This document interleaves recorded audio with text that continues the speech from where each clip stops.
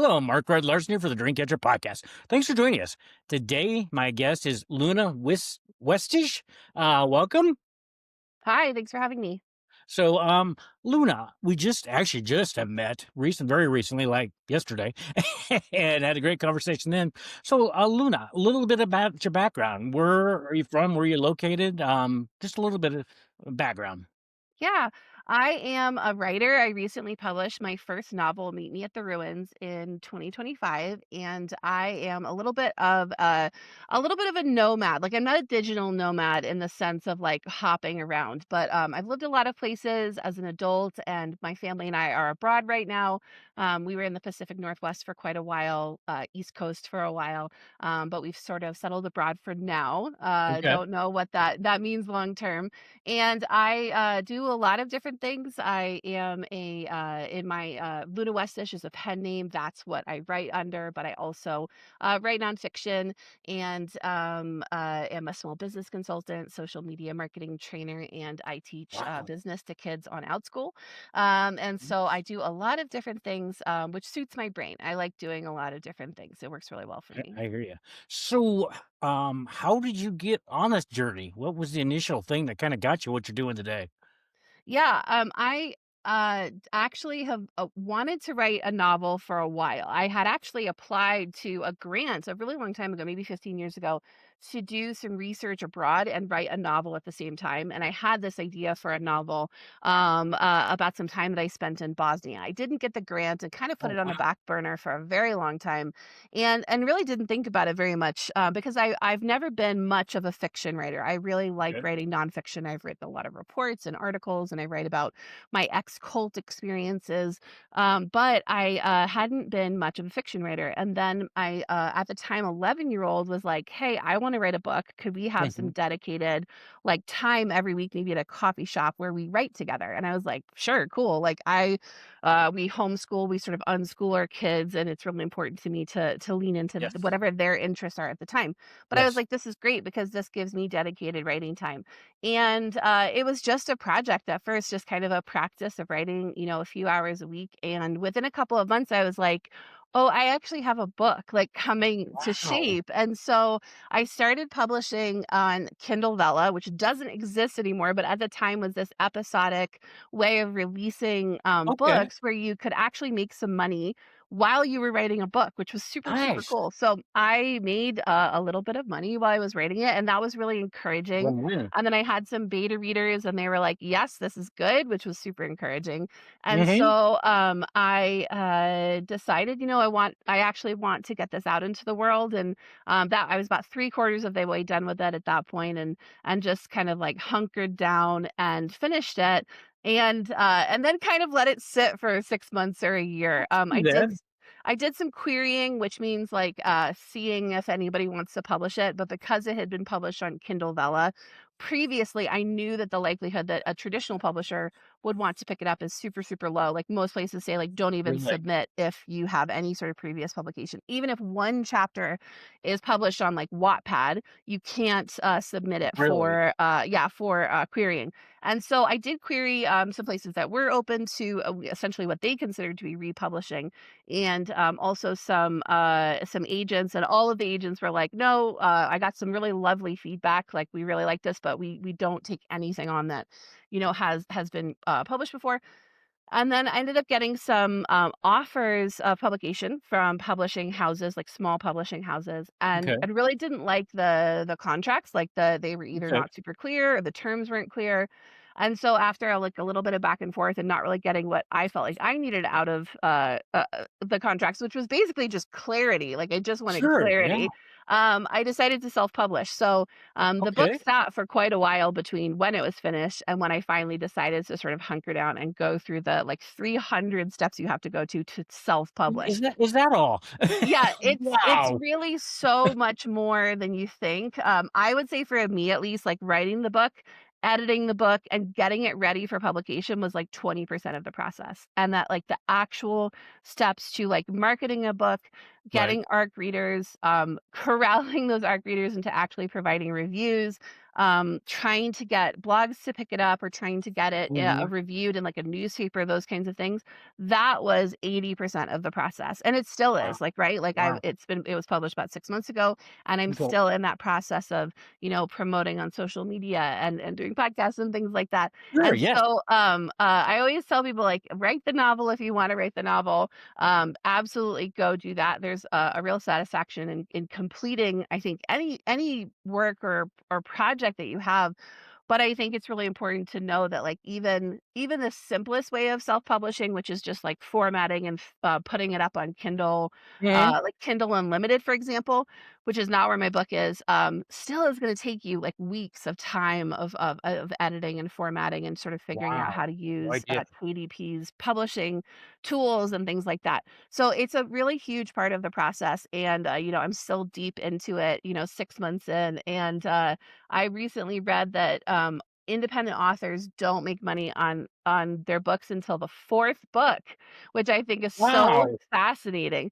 It So is. it's been a real, like, just learning process of learning, like, sort of, and also evaluating, like, who is this for? Why am I Sure. doing this? What's the point? Like, Yeah. if I'm not going to make, a significant amount of money on this, like, what's my goal then? Is my True. goal name Yes. recognition? Is my goal, selling as many books as possible? Is my goal to write another book? And for right now, Mhm. my biggest goal was to get Meet Me at the Ruins into libraries. And so Okay. it's actually really hard to get an independent book into Hoopla, for example, which is Okay.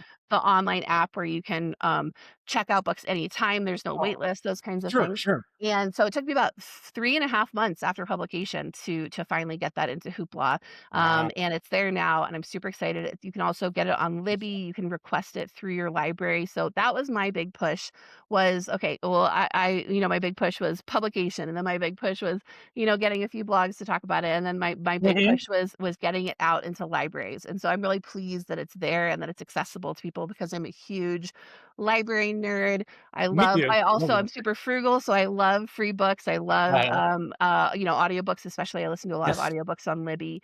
Yes. And I'm working on the audiobook. I'm hoping it's published in January 2026, but I make Okay. no Sure. promises. It's a very slow process.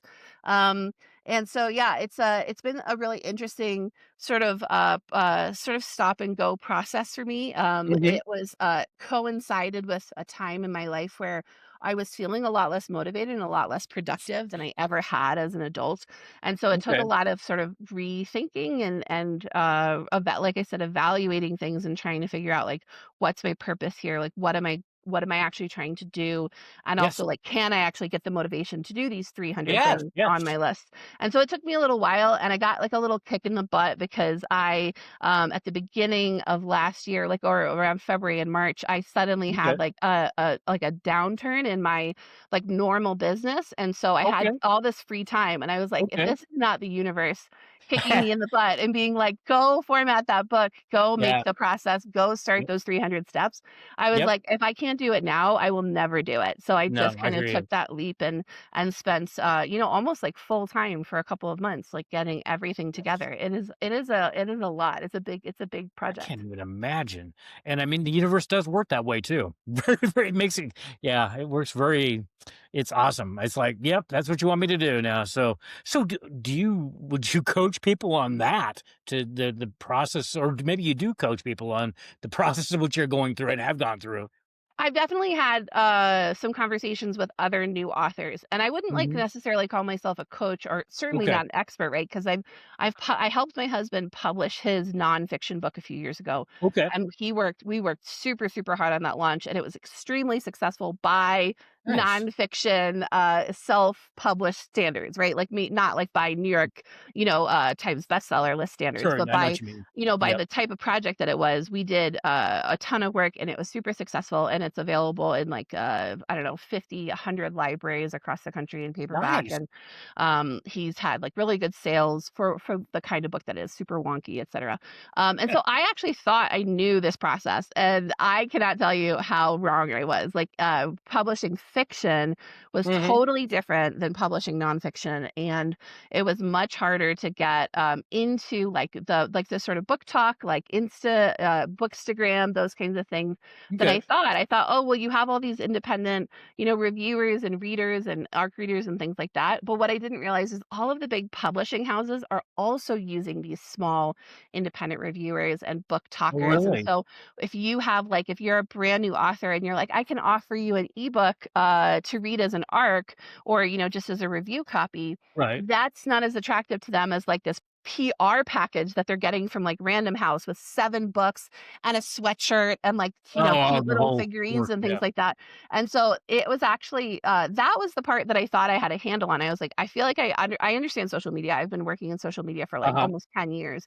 I'm like, Okay. I understand social media, but I didn't understand book talk. Like that was new to me because I hadn't really been part of it before. Yeah. I'm a big reader, but like I was never on really like looking, for recommendations It's on Instagram or anything. right, So right.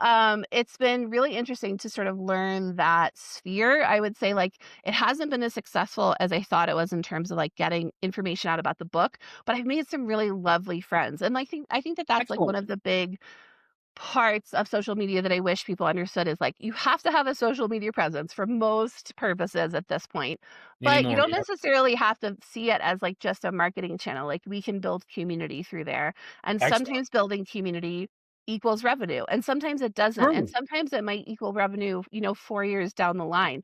But Yep. if we approach it with kind of an open mind and just be like, I want to learn about this, I want to connect with people, I want to find like, my people like on this platform, Mhm. then it can be a really positive experience, even if you're not necessarily seeing direct return on investment from your post. And that's True. something that I knew Yeah, already, but I kind yeah. of had to be reminded of it in this context. And, I that's a understand good that. thing. So if I was coming to you and say, "I wanna write a book," would you recommend me doing it? I would absolutely recommend you writing the book. But Okay, after you write the book, I would recommend taking like a pause and being like, okay, what's okay. next?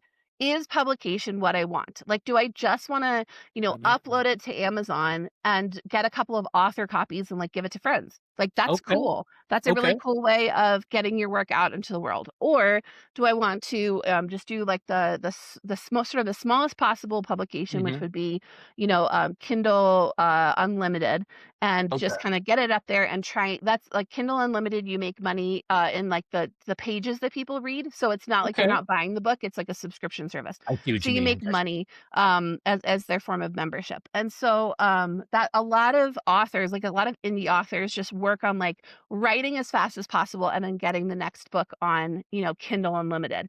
That's Okay, not the model that I chose. I did not want to be in like I didn't want not want to be like stuck in the KDP universe. So I published yeah, on Kindle paperback and ebook and okay, also draft to digital ebook, which is how I was able to get into Hoopla and Libby. And then also Ingram Spark paperback, which is how you can get physically into libraries as well as a bookstore like Barnes and Noble or your oh, local really? bookstore can Okay. actually order the book. So it doesn't necessarily mean that Barnes& and Noble is gonna, like, stock, 10 of your books in every store, Mhm. but it means that someone could walk into a Barnes& and Noble or, a local bookstore and say, like, "Hey, can you order this book for me?" And they would have Okay, access to gotcha. it. So and this Okay, is the platform these are the platforms that we had used, when my husband published his book a few years ago, and I did some research and kinda confirmed, like, this is still maybe the standard sure, if you want to get your okay, book out okay, widely. And there are some people who would disagree. They would say, "Oh, you should do everything through Ingram, like, you should do the ebook through Ingram," but, the sort of everything that I read said these 3 platforms, using them sort of in conjunction with each other tends to be like your best bet. okay, And so I would say like, yes, always write the book. I think that we should always, if there's something like brewing inside of us, we should always let it out and okay, find out how to let it out because I actually think that that's most people's stumbling block is not that they don't have ideas or that they don't have like these big right. dreams. It's that they like don't know how to make time for it or don't know how to be motivated to do it or don't trust themselves to, like, finish the Understand that one. process, Yeah, I think that I recommend that everyone write. I found writing to be a really healing process in a way that I Okay. did not expect to. I have always found nonfiction writing about, like, for example, my childhood and my ex-cult experiences, to be very healing. Every time I write, I feel like I get these new little, like, I gotta level up a little bit in like terms Mhm. of healing, and it's a very slow process. But I was surprised by how healing I found writing fiction to be. Like, these characters ended up taking on characteristics of my mental health journey, or my chronic Makes sense. illness, or Okay. somebody that I knew that was struggling with something, and I could write about it and sort of metabolize it. And so I'm a big fan of writing as a practice, whether or not you ever have publication on your mind. So I do think that, once you're done, you can think like, what was the purpose of this? Was it just for me to Okay. write and be Yeah. done and like have this book and be really excited about it? Is it to send it to a couple of friends, which can be done like very inexpensively through Okay. KDP? Or Okay. was it like, no, I actually want I want to be on like the Today Show. I Mm, want to be okay. on the New York Times bestseller list. And Uh-huh. those things are really hard and take Not bad. an agent and a ton of work, and probably like a 40 stop tour, in the US, and like all these different things. Wow. And for me, that wasn't it. Like, I don't want to be on Right. the Today Show. Like, that's I'm not with my you. goal. I like my next like goal is I really want to see my book in the wild. Like, I want to walk onto a plane and see somebody reading it like a takeoff. You know what I mean? Like, Yeah, I that'd just be so find cool. Yeah. that so exciting as like a prospect, or somebody like I walk by and somebody's got it on their phone because they're like reading it on the ebook or whatever. Mhm. And so I think it's really important to set the goals that make sense for you, because if you're like, this is my first book, I'm going to self-publish it and I'm going to make $20,000, you might be disappointed.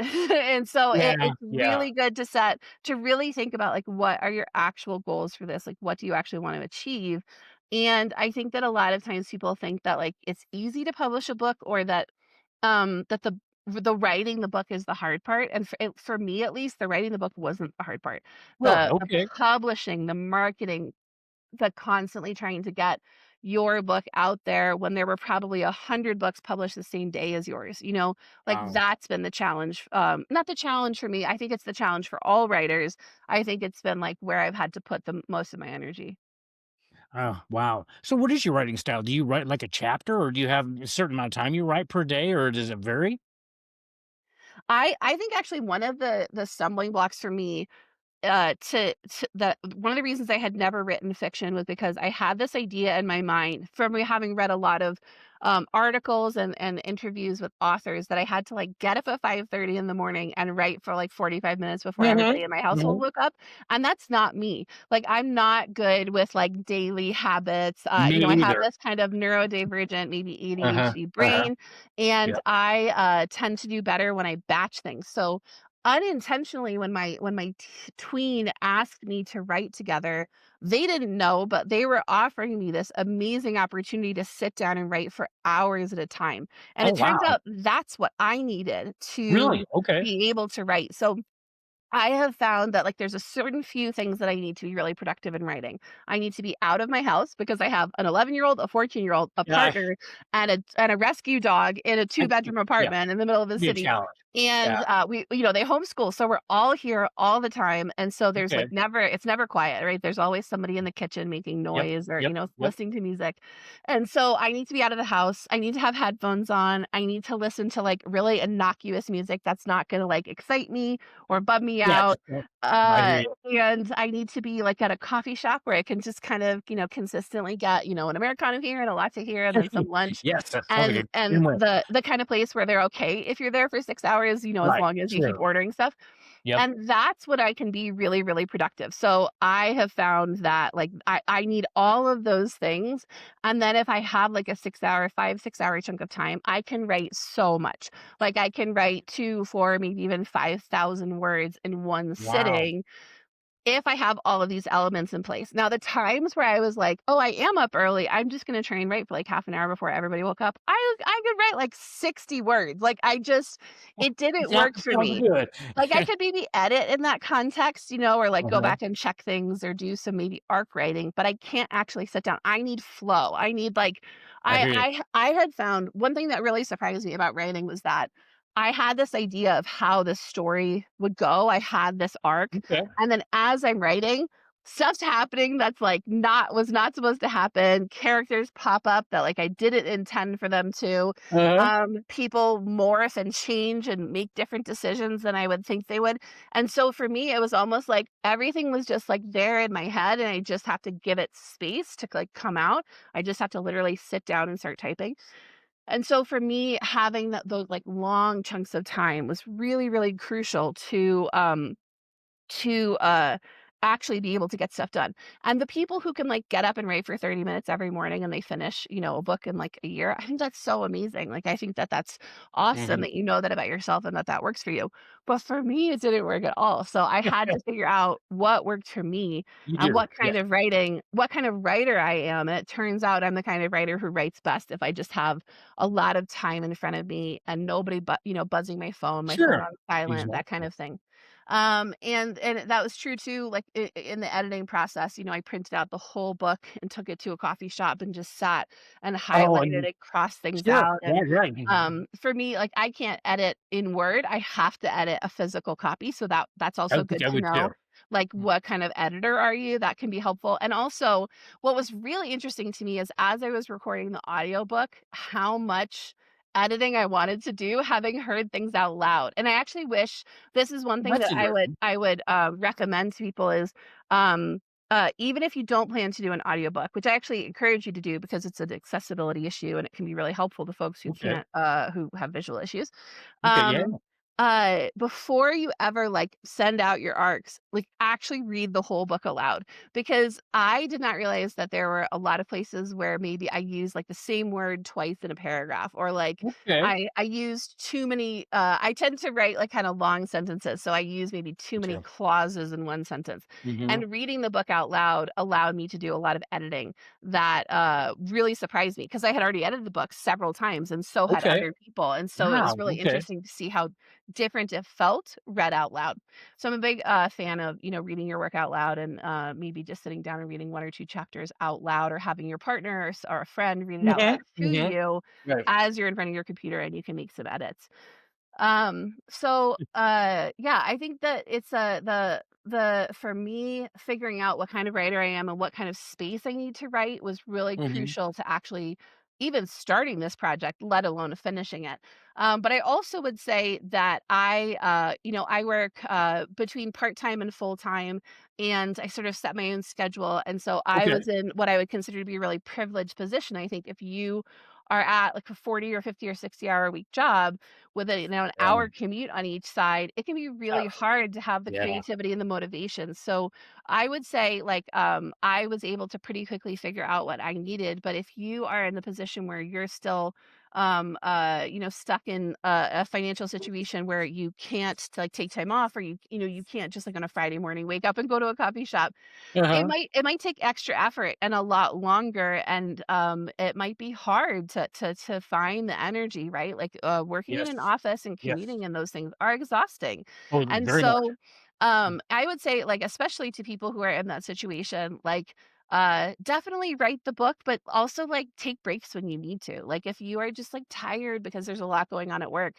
don't force yourself necessarily to, like, get up early in the morning and write before work, or, get up on a Saturday morning when you really need to sleep in. Yes. And Yes. so I think that there's, like, I would say the one thing I really want people to hear beyond, like, yeah, write the book, like, take Mhm. that step, because it doesn't matter if anybody ever reads it. The writing itself is a goal, is a value, True. Yes, very is important. like, listen to your body and listen to your habits and your patterns and, like, your energy levels throughout the day, and, like, when works for you the best. Like, I have to write in the morning. If I had to I write would at too. night, this book never would have gotten written. It wouldn't Um, get me either. but also give yourself, time to rest and give yourself time to pause, and it's okay. Like, you will be able to go back to the book and keep writing it Okay. if you need to take a break.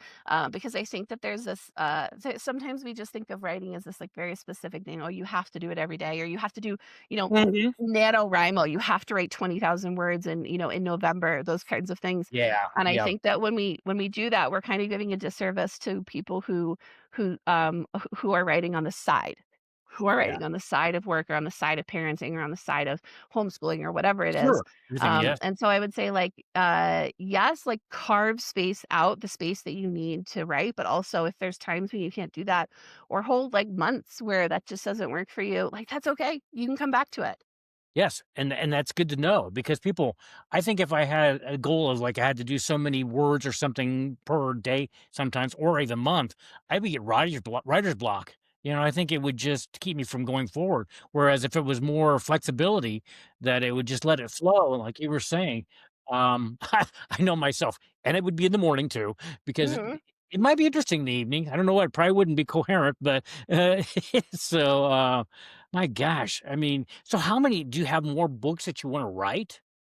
Yeah, I'm actually, a little bit into my second novel Okay. about, I don't know what it's gonna turn out to be, but it's starting as a rom-com set against the backdrop of leaving a cult, and Okay, so it's very, very niche, very unique, and actually one of the challenges for me is that my first book, Meet Me at the Ruins, was cross-genre, which means that it's not one genre, it's, like, multiple okay, things. So you could consider it to be lit fic, you could consider it to be upmarket fiction, contemporary fiction, college coming of age. Sometimes they call it friendship fiction. In some okay, bookstores, I'm under neurodivergent fiction. And if you want to actually query with like a large traditional publishing house through an right, agent, it really has to be one genre or like maybe two if it's yeah. super, super clear. And so my first novel was not that super crisp, like genre tropes, blah, blah, blah. And Mhm. so that was one of the reasons that beyond the fact that I had already published, which eliminated like 80% of the possible Wow, queries for me, it was also cross genre, which is a little tricky. It's okay, tricky for an agent to sell. So if you have something cross genre, my tip would be you're more likely to get a direct publishing deal with a small okay. publishing house than you are with an agent. Now, that's just my experience. I do Wow, not have statistics on that. But okay, having okay, sent out a lot of queries both to agents and to small publishing houses, I got a lot of really awesome feedback from o agents, but they were like, okay. This might be hard to place because it's not commercial, because it's not Mm, one specific genre." yes, Versus I yes, had actual offers from publishing houses. Also lots of good feedback, but also actual offers of publication okay, from excellent. publishing houses. So I think about that as I'm writing my second novel, like how weird should this be? Like, should I just let this be the weird, like, wonderful book that it wants to be, where it's like six different genres all sort of smushed Uh-huh, together? Or do I actually take a view towards, like, publishing at a traditional publishing house, and, like, rein it in and try and keep it in one genre? I kind of battle with this as I'm writing, but usually, like, the weirdness wins, and that's okay because those are the I books think that that's I great. like the most, are books that are, Yeah, like, hard to pinpoint, hard to yeah, describe, hard to put in one box. Like I don't like hear romance, for ya. example, but my book, my last book, Meet Me at the Ruins, was very romantic, had lots of romantic subplots, but it's not Okay, considered okay, romance. okay. And I like if you just handed me a romance novel, I'd be like, but if you hand me a novel that's about something else with a romantic subplot, I'm like, I'm in. I love it. There you go, So yeah, I think that, so I'm writing this second novel and, I'm not super far into it. I think I only have a okay, handful of chapters written, and I'm taking a break right now because I'm really trying to give myself space to do as much marketing and publicity for my current book, and mhm, because even if your first book isn't, like, wildly popular, having a base, an audience for the second book is extremely helpful once you see actually that, yeah, do publish that second book. yeah, And I haven't honestly been in like a super writey mood lately, with like the holidays, and I'm in a yeah, busier season kinda time with of year, my yep, other work. And so, but actually in January, it's looking like a slow season. So I'm super excited to go back there you and go. try and finish the audiobook, but also maybe do a little bit of writing again.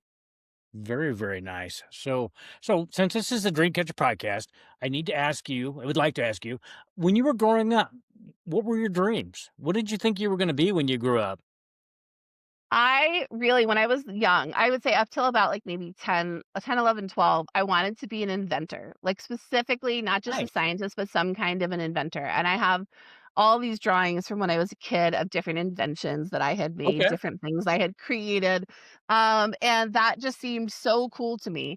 But I grew up in a really restrictive religious environment where, the types of jobs available to me, or like the types of jobs I was allowed to envision, were pretty narrow.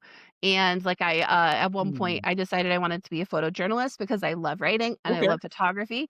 And I was Yeah. told that that was that did not serve the body of Christ. I was also Okay. super into acting and I loved acting, but I was told, like, Ex under no uncertain excellent. terms, that acting was a hobby and that it was not something that I could do Wow. as a career. And so Okay. I sort of honed in on teaching because I do really Okay. like working with people. I like teaching kids. I love kids. Now that I have Me my too. own, not so much. I don't love other people's kids as much Yeah. anymore. Uh-huh. I've got enough of that at home. Uh-huh. But I shouldn't say that. I teach kids online and I love it. But I think being an Okay. actual in classroom teacher is one of the hardest jobs in the world. And so I that would was think not so. for me. But at the time when I went to college to get a teaching degree and basically just like go home and get married and have babies and be a teacher because that was what was expected of me. Okay. I kind of got lucky. This is kind of one of those universe things where I was a little unrooted my senior year of college and I did not know what to do. Oh, I had wow. just was in a relationship with a guy in Scotland, which is actually like some of the basis for Meet Me at the Ruins is a little Okay. bit about that Okay. relationship, a fictionalized version of that relationship. Okay. And he wanted me to just like move back to Scotland and like move in with him and just like after college just like start a life together. And I was like, Wow. we've only been together for like a year. I'm not totally sure. Oh, So I ended up wow. applying to graduate school in London. So I was like, listen, Okay. I'll be in London, like we'll be long distance, it's only a 5-hour train ride. Um, and by the time I got into that graduate program, we had broken up. And Okay. I really struggled with like what to do. I was looking at either going to graduate school in London or like working at a private school and teaching social studies and, like, being a tennis coach and, like, Okay. to, like, a high school students, and I Uh-huh. was like, "I don't know, is this the life that I want?" Like, to go to some private school and, like, just, like, start a life in that way, and it just wasn't, like, super appealing, but I was like, "I also don't wanna go to graduate school and just have this, like, $1,000,000 of loans." It's not $1,000,000, Oh, but yes. Yes. it was, like, 50, Not 60 very. grand for a one-year program, um Wow. and I was like, "I don't know," but it was like, "Okay, well, I'm just gonna go to London. I know I like London. Mhm. Mhm. This program sounds really interesting." And I just kinda, jumped into this program and, interestingly, ended up meeting my now husband, like, 3 weeks Okay. before the end of the year. Okay. And he's an American, and so we, ended up, like, being long distance for a very short period of time, and I was like, "Screw this," and I moved to Florida to be near him while Okay. he was in law school. Uh-huh. It was one of those sort of interesting sort of universe things where it was like, I genuinely don't know what my life would have looked like if I hadn't got into the program at Mhm. LSE, if I had stayed in Yep. the US, if I had jumped into, teaching at Yeah. private schools, those kinds of things. And so, life is just really funny.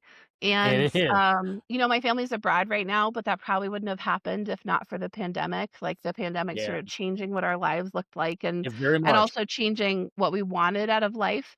And so there's just a True. lot of places along the way where, the roads diverged and I think it's really interesting to see, where we end up and all the Mhm. different choices Yes. it Yes. took to get there. Yep. Yeah, the route, yeah, is very always interesting. So would you still wanna act sometime? Um, Not really. No. I actually about a year ago, started auditioning for some voiceover work, Okay. and but only because my now 11-year-old, at, like, 8 years old, was like, "I wanna voice act," and auditioned for a job that was for adults and got a Ah, different job the next day from that wow. audition and, like, Excellent. I don't know, made, like, something like $150 for, like, 45 minutes of work, and they were like, Okay, that's "I not like bad. this." I mean, at 8 Yeah. years old. And Yeah. then, like, got, several really cool jobs in the first couple of years that they were voice acting. And last year I was like, I think that this could be kind of cool. And I started auditioning. I've only done, I don't know, maybe 15 or 20 auditions. And the interesting Okay. thing about voice acting is they say the average voice actor gets one job for every 90 auditions, which is Whoa. blows my Yeah. mind. Like Yeah. that's Mine I too. can't imagine any other, I don't know, like, business where you only get, like, Yeah. 5% or less of, like, the things Yeah. that you aim for. Like, I Yeah. I don't get 5% of the clients that I try and, like, talk to, Mhm. for social media training or something, you know what I mean? Like, Yep. that would be, I wouldn't stay in that business. So it's been really interesting. So I've only did a few auditions, but I speak Okay. French and Spanish, so most of the auditions are in French and Excellent. Spanish, which is kind of funny, because there's so much voice talent in English, so, there's less so, I think, in French Okay. and Spanish, and, but I like the idea of doing, like, little projects. I don't wanna, like, read someone else's book. I keep getting offers to do, Oh, I bet. Yeah, I bet uh, that's true. a book, but I know how much work it is, so I'm like, "No, I'll pass." Um, but I don't really have any desire to act anymore. We occasionally, Okay. as a family, get invitations to do, like, commercials where we live, Okay, because there's a that's lot of awesome. commercial work, and so we've auditioned for a couple of things, again, haven't gotten them, which is totally fine. I'm not even sure that we truly wanted to do it. But, no, I'm not, I loved acting when I was young. I loved the sort of creativity of it, and, um I feel like my creativity just lays elsewhere these days. And you gotta know that because that's where you don't wanna yes, I hear you on that. So, Luna, if people wanted to work with you or find your book, where would could they find this information? Yeah. I'm not a huge Amazon fan for about Okay. 1.7 million reasons. So I Yeah. highly recommend, if you're going to buy the book, see if you can buy it somewhere else, like bookshop.org. You can find Meet Me at the Okay. Ruins on bookshop.org, where as you're checking out, you can designate a local bookstore to get a portion of the sale. So I'm a Nice. big fan of bookshop.org if you can't shop at your local bookstore directly. You can also walk into most local bookstores, especially in the US, but even some places abroad, and ask them to order the book for you. You can also get the book on Hoopla and Libby, which I'm, like, Okay. as I mentioned, a huge fan of. You can also ask your library to order it, which is that's Okay. available at several libraries in paperback. But bookshop.org is my favorite. There's also your local bookstore might actually have a website where you can already order it from, Very even if it's nice. not on their shelves. So it's Okay. available pretty widely. And then if you like Okay. ebooks, it's available everywhere ebooks are sold. Okay. Excellent. And could you just the title again? Could you repeat the title of the book? Yes, the title is Meet Me at the Ruins, and if you'd like to Okay. follow along, I have a newspaper a newsletter list on my website, lunawestish.com, where you can sign up and follow along and get tidbits about, my writing, about, my next book, any sales that are happening, anything like that. Okay. If you're interested, you can also follow, my blog on my website or through Goodreads. So Okay. goodreads.com, has, like, an RSS feed so you can follow the blog there. Very nice. Luna, anything before we end the podcast that you would like to leave the audience with? I would just like to say, I think it was really helpful for me to think of writing as a practice rather than having some enormous goal of, like, oh, I'm going to publish this book. It's going to be on the New York Times bestseller list, and then it's going to be made into a movie. I know some people do really well with those kind of huge goals, but for me, if that was my goal, I'm not sure I would have written the book. So I encourage people to think about Okay. having smaller goals. Well, this week I would like to write for 5 hours. This week I would like to write for 15 minutes, Mhm. Okay. before I have my coffee. Or, like, I'm going to try and finish the first quarter of the book by the end of, May. And I think Sure. that for me, and I think that this has a lot to do with my personality, but also my upbringing and some of the, honestly, the trauma that I have about Okay. making big goals. But I think that for me, it's been helpful to think about like incremental goals. Well, what's next? Like I Yes. love that saying, Yes. like, what's the next right step?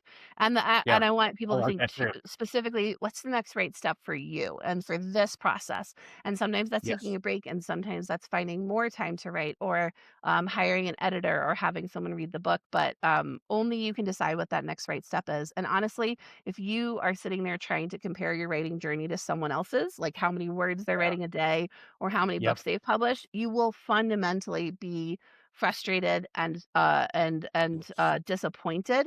Like, your Yes. writing journey is going to look like your writing journey, and that Yep. doesn't always necessarily even mean publication. And so I encourage people Mhm. to just think about all the steps in between Yes. starting to write a book and publication, and just say, like, who is this for? Why am I doing this? What's the purpose? Like, and what will I be satisfied with? Will I be satisfied with finishing the book? Will I be satisfied with a small publication? Will I be satisfied, or will I only be satisfied with an agent? Those kinds of things. True. Yeah, no. So, well, Luna, thank you for joining us on the Dreamcatcher podcast. I look forward to watching your journey from, I mean, since we just crossed paths, I'm looking forward to see what's next. And thank you for being our guest today. And I will leave it at that. Have a great rest of your day, and we'll talk soon. Thanks. Thank you.